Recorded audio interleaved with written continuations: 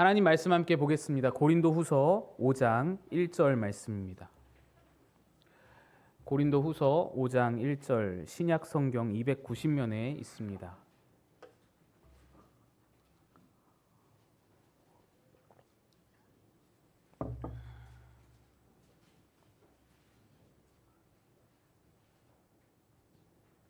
함께 합독하여 읽겠습니다. 시작. 만일 땅에 있는 우리의 장막집이 무너지면 하나님께서 지으신 집 곧 손으로 지으신 것이 아니요 하늘에 있는 영원한 집이 우리에게 있는 줄 아느니라. 아멘. 할렐루야. 우리 주님의 은혜가 여러분에게 가득하시기를 바랍니다. 어느덧 2025년의 마지막 주일 예배입니다.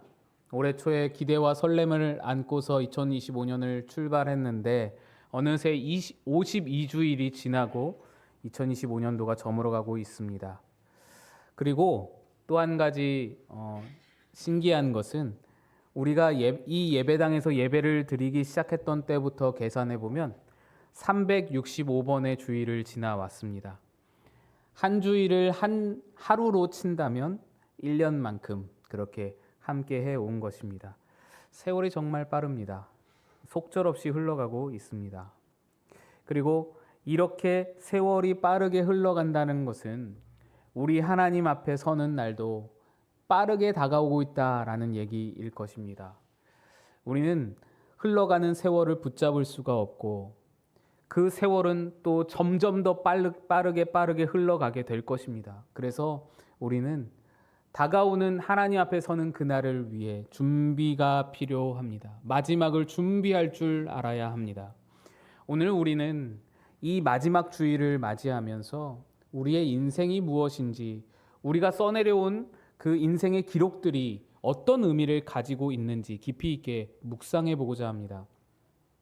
우리는 모두 다 삶이라는 펜을 가지고 자기 인생을 이야기로 엮어가는, 책을 써내려가는 작가들이라 할 수 있습니다.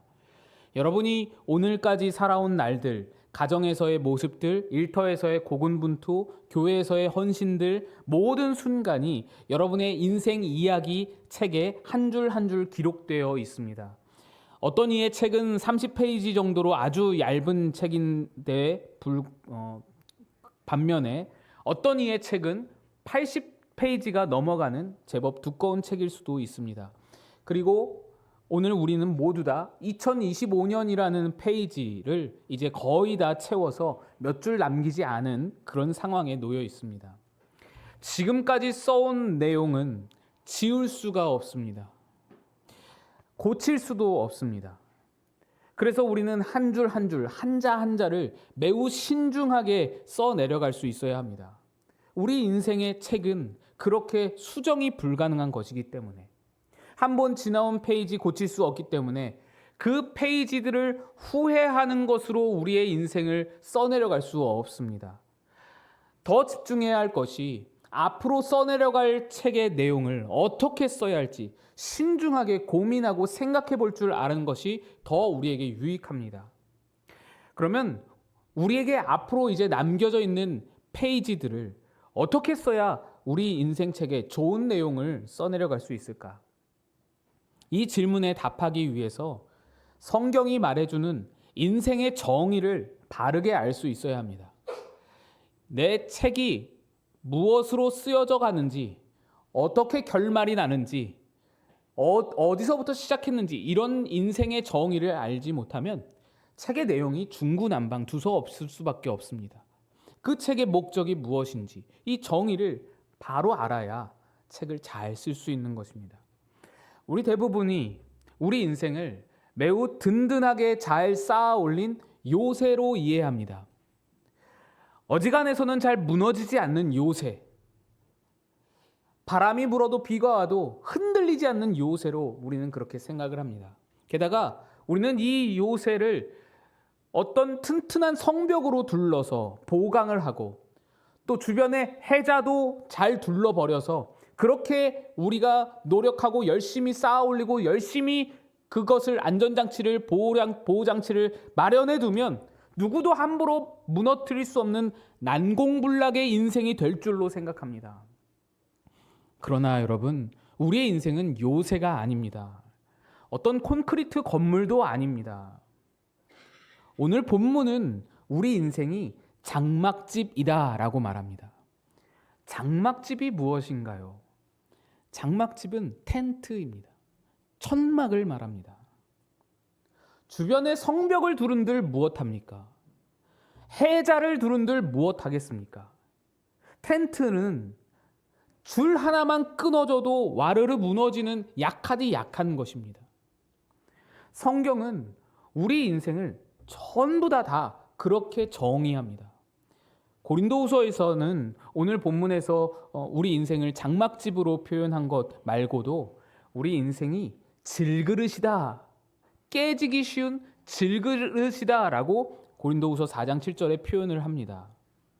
베드로전서에 가보시면 모든 육체는 풀과 같다, 또 모든 영광은 풀의 꽃과 같다라고 말합니다. 이사야서에서는 버러지 같은 야곱아라고 하면서 인생의 하찮음을 말하고 있고, 상한 갈대와 꺼져가는 등불이다라고 우리 인생의 그 흔들림, 그 유약함을 말하고 있습니다. 야고보서에서는 우리 인생을 잠깐 보이다가 없어지는 안개다라고 하고, 시편도 빼놓을 수 없는데 시편 말씀들에는 사람은 입기입니다, 그림자 같다, 그리고 먼지와 같다, 먼지일 뿐이다 라고 말합니다. 성경은 신구약을 가리지 않고 시가서와 선지서와 서신서를 막론하고 반복적으로 모든 인생은 미약하고 연약하고 짧디 짧은 잠깐 있다가 사라지는 그런 것들이다라고 비유하고 묘사합니다. 방금 열거했던 말씀들은 모두 다 짧은 격언과 같은 그런 비유적인 말씀들인데, 성경에는 이런 비유적인 말씀들 말고도 실제 인물의 인생을 가지고 그 인생의 이야기로 인생의 연약함과 허무함과 미약함을 잘 보여주는 구절도 있습니다. 아합 왕의 이야기가 대표적인 이야기입니다. 우리는 대부분 아합 왕을 우습게 여깁니다. 아합은 부인 이세벨을 따라서 우상 숭배를 받아들인 자이고, 또 모든 일과 모든 결정에 있어서 부인에게 휘둘렸던 자로 우리가 대충 알고 있어서 대단히 무능하고 유약하고 우유부단한 왕으로 그렇게 기억하고 있습니다. 그러나 실제 역사에서 아합은 북이스라엘 역사상 가장 강력한 권력을 휘둘렀던 왕이었습니다. 그는 정치 군사적으로 아주 탁월했던 왕입니다. 능력이 있었고 실력이 있었습니다. 선대 왕이었던 오므리가 왕조의 기틀을 닦았고, 아합이 그 오므리 왕조의 전성기를 구가했습니다. 그래서 북이스라엘이 단숨에 강대국 반열에 오를 수 있었던 시기가 바로 이 아합의 통치기 시기였습니다. 또한 그는 누구보다 계산이 빠른 자였고, 자기 욕망을 채우기 위해서 수단과 방법을 가리지 않는 그런 한다면 하는 사람이었습니다. 아주 리더십이 있고 아주 대단히 추진력이 있는 그런 인물이었습니다. 절대로 멍청하거나 어리숙한 왕이 아니었습니다. 그런 그가 아람 군대와 전쟁을 벌입니다. 그런데 출정하기 전에 한 선지자로부터 너 이번 전쟁에서 죽는다라는 불길한 예언을 듣게 됩니다. 그리고 전쟁이 시작되자 한 첩보가 들려오는데, 적국 아람 왕이 자기 휘하에 있는 장군 32명에게 너희들은 다른 오합지졸들 상대하지 말고 너희 32명이 온전히 힘을 합쳐서 오직 아합 왕 한 명만을 공격해라, 아합 왕만 잡으면 이 전쟁 끝이다 라고 명령했다라는 것입니다. 선지자의 예언과 들려오는 첩보가 모두 다 아합 왕 자기 한 사람을 죽음으로 몰아가는 것이었습니다. 보통 사람 같으면 무서워서 전쟁을 포기했을지 모릅니다. 하지만 아합은 믿는 구석이 있었습니다. 그는 자기의 힘과 자기 군사력을 믿었고 무엇보다도 자기의 지혜를 믿었습니다. 그는 이 예언과 이 첩보로 전쟁을 포기하는 대신에 이 예언과 이 첩보를 무력화할 아주 치밀하고도 완벽한 작전을 세워보겠다라고 그렇게 나섰습니다. 먼저 그는 남유다를 이 전쟁에 참전시킵니다. 아합이 남유다를 불러들인 것은 병력이 모자라서가 아닙니다. 당시 아합은 병거 2,000대를 가지고 있는, 병거만 2,000대를 가진 아주 강력한 강대국의 군주였습니다. 남유다를 끌어들인 것은 또 다른 목적과 계산이 있었기 때문이었습니다. 아합은 이전부터 남유다와 친한 관계를 유지해 왔는데 자기 딸 아달랴를 남유다 왕 여호사밧의 아들과 결혼시켜서 사돈 관계를 맺고 있었습니다. 정략 결혼을 통해서 여호사밧을 어떤 자기 이익을 위한, 자기 목적을 위한 그 수단으로 쓰기 위해 통제권 아래 둔 것입니다.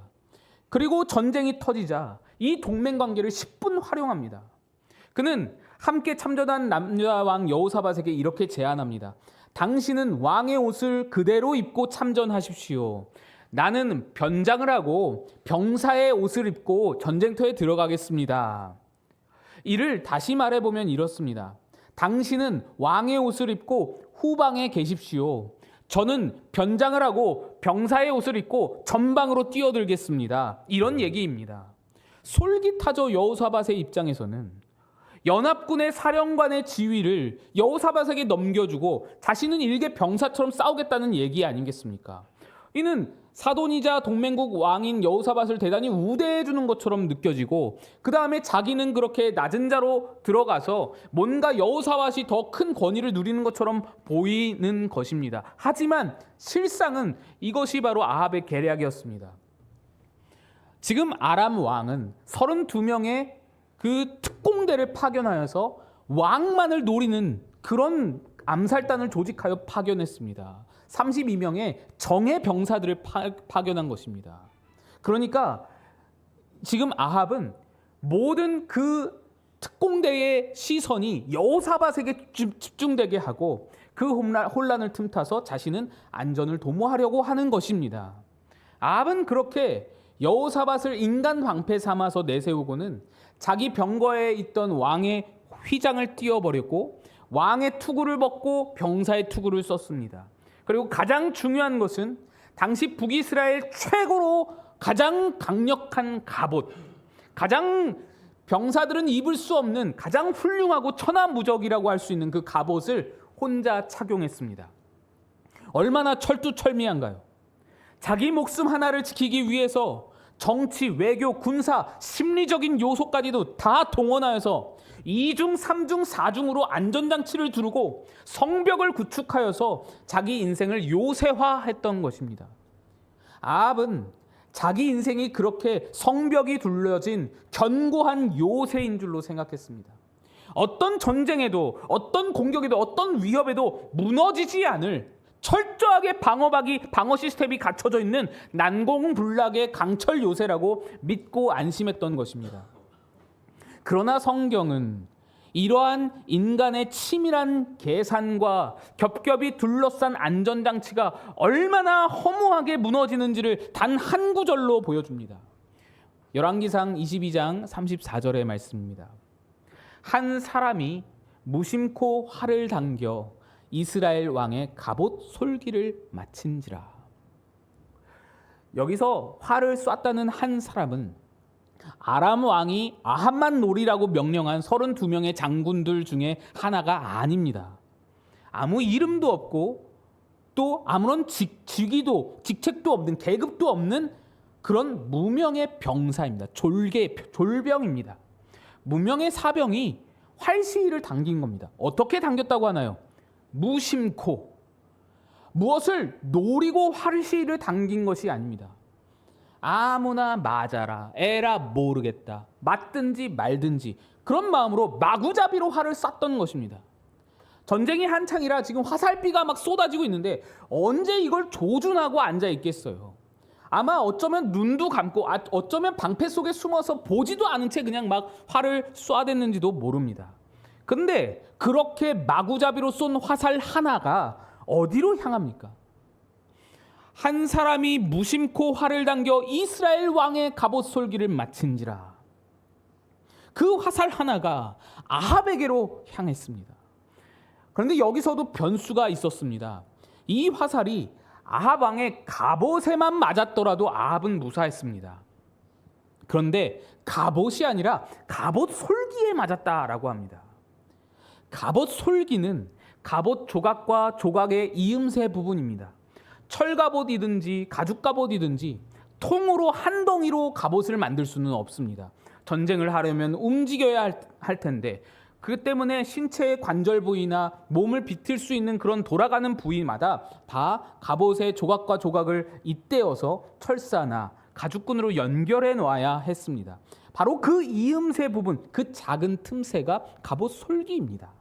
그러니까 아무리 강력한 갑옷이라고 하더라도 어떤 칼과 창과 화살이 뚫을 수 없는 최강의 철갑옷이라 할지라도 그 갑옷에는 언제나 가장 취약한 부분이 있으니 그게 바로 갑옷 솔기입니다.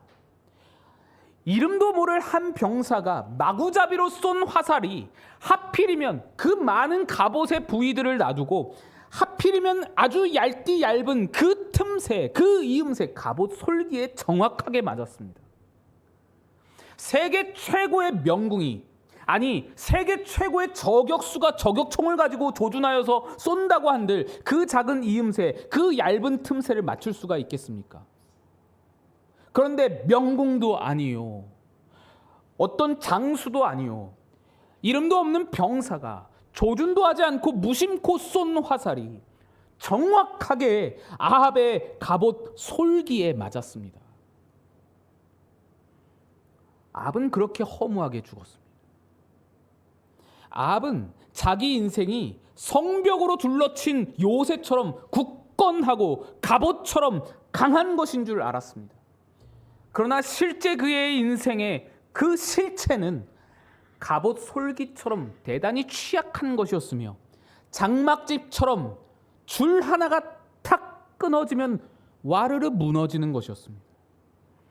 겹겹이 성벽을 둘러쳐서 괜찮다고 생각했으나 무심코 쏜 화살 하나가 자기를 지키기 위해서 겹겹이 쌓아둔 그 성벽들, 모든 성벽들을 하나, 둘, 셋 훌쩍 뛰어넘어서 휙 날아오더니 장막줄을 탁 끊어버리자 너무도 쉽게, 너무도 허무하게 무너져 내리는 것입니다.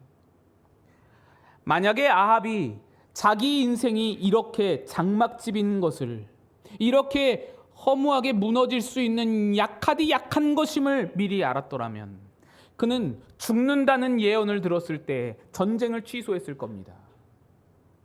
자기 인생이 갑옷 솔기처럼 굉장히 취약한 것이라는 것을 미리 알았더라면 엘리야가 그렇게 갈멜산에서 그렇게 예언을 하며 그렇게 여호와의 선지자들의 말씀이 울려 퍼졌을 때 그는 하나님께 돌아갔을 겁니다. 그러나 그는 자기 인생이 요새인 줄 알았습니다. 최강의 철갑옷처럼 아주 튼튼한 것일 줄로 생각한 것입니다. 자기 인생이 무엇인지, 자기 인생의 실체가 어떠한지 알지 못하였기에 그렇게 허무하게 아무런 열매도 맺지 못한 채 하나님 앞에 이렇다 하게 내어드릴 어떠한 것도 가지지 못한 채 너무나 헛되게 죽음을 맞이하게 된 것입니다. 사람들이 왜 그렇게 재물을 산더미처럼 쌓으려고 하던가요? 그 재물이 내 인생을 지켜줄 성벽이 되리라고 믿기 때문입니다. 이만큼 벌어놓으면, 이만큼 쌓아놓으면 내 노후는 안전할 거야. 내 인생은 철옹성이 될 거야. 그러나 예수님의 말씀을 여러분 다들 기억하시죠? 어리석은 부자가 곳간을 늘리고 곳간을 확장하여서 이제 이 곳간을 채울 일만 남았는데 얼마든지 채울 수 있는 나의 그 능력에 감사하며 기뻐하면서 내 영혼아 평안히 쉬고 먹고 마시고 즐거워하자 라고 말했을 때 하나님이 그에게 말씀하시죠. 어리석은 자여, 오늘 밤에 내 영혼을 도로 찾으리니 내 준비한 것이 누구의 것이 되겠느냐.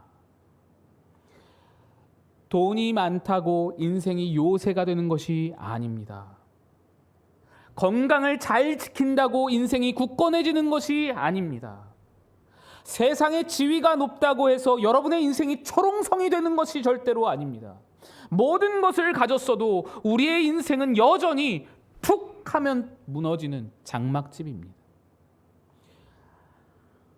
알렉산더 대왕이 세계를 제패하고 가는 곳마다 승리를 거뒀던 그 알렉산더 대왕이 작은 바이러스 하나에 33살에 요절했다는 것을 기억하셔야 합니다. 골리앗이 3m가 넘어가는 키를 가진 그런 골리앗 거인이라도 작은 물맷돌 하나에 쓰러졌다는 것을 기억하셔야 합니다.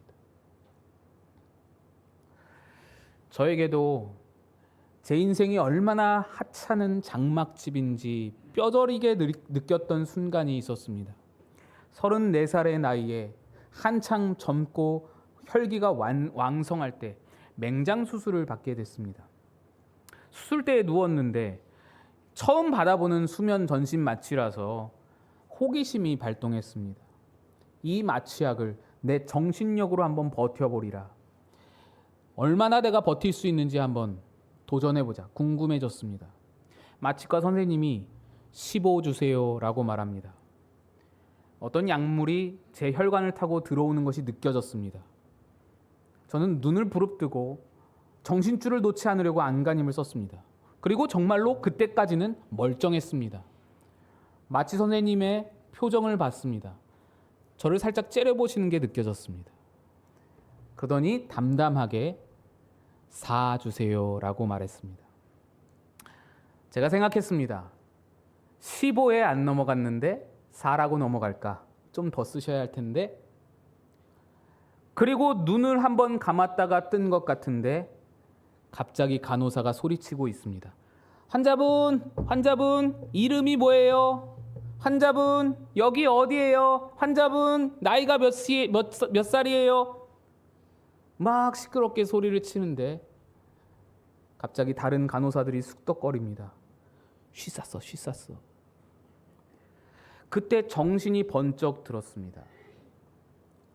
이미 수술은 다 끝났고 34살짜리 사지 멀쩡한 건장한 남자가 수술대 위에서 오줌을 싼 것입니다. 간호사들이 계속해서 제 이름을 물어보는데 저는 정신이 들었다고 대답할 수가 없습니다. 민망해서 대답을 못했습니다. 그래서 계속 정신없는 척했습니다.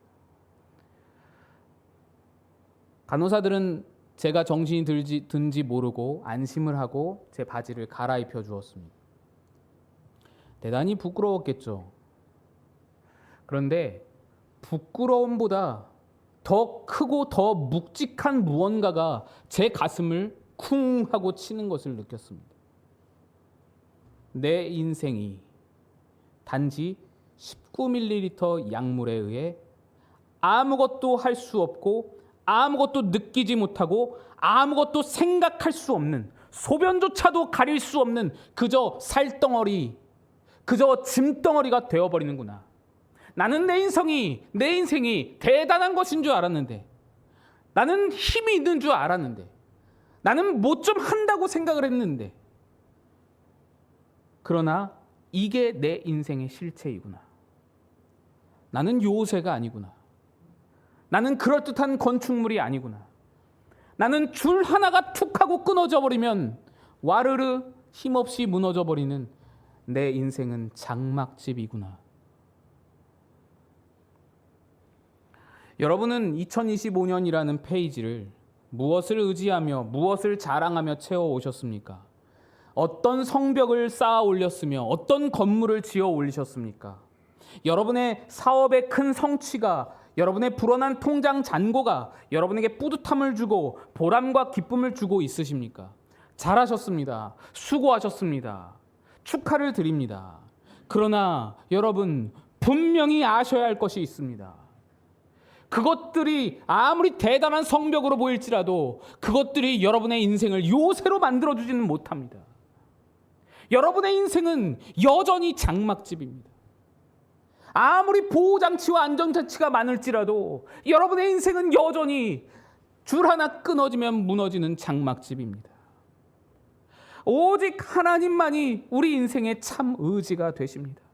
하나님만이 우리의 인생의 산성이시고 우리 인생의 반석이 되십니다. 2025년 한 해 동안 어떤 안 좋은 일이 있으셨습니까? 건강의 위기를 겪고 경제적 낭떠러지를 경험하셨습니까? 관계가 깨어져서 아프고 슬픈 일을 겪으셨습니까?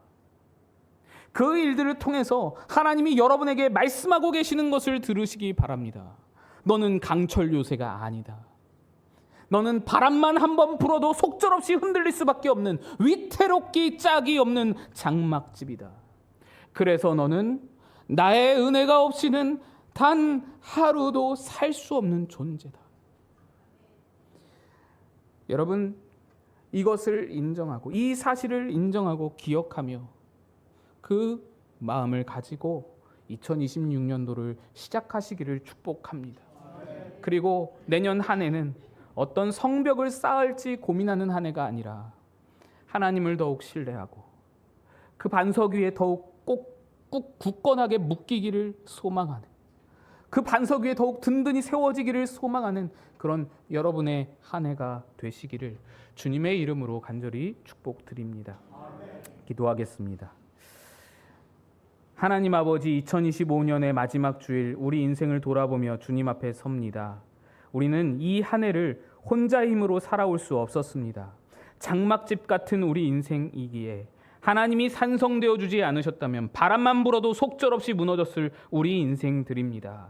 주님의 은혜와 주님의 돌보심에 감사를 드립니다. 시작되는 2026년도 하나님만 의지하고 하나님만 산성되심을 믿고 주님께 더 가까이 나아가는 우리가 되게 인도하여 주옵소서. 또한 예결산 공동의회를 위해 기도합니다. 주님의 은혜로 우리 교회의 한 해 살림 잘 꾸려왔습니다. 수고하고 헌신한 모든 종들을 기억하여 주시고 더 크신 복으로 채워주시며 내년 살림도 잘 계획하고 준비되게 인도하여 주시며 무엇보다 하나님의 은혜로 살아가는 우리 교회 되게 함께하여 주옵소서. 예수님 이름으로 기도드리옵나이다. 아멘.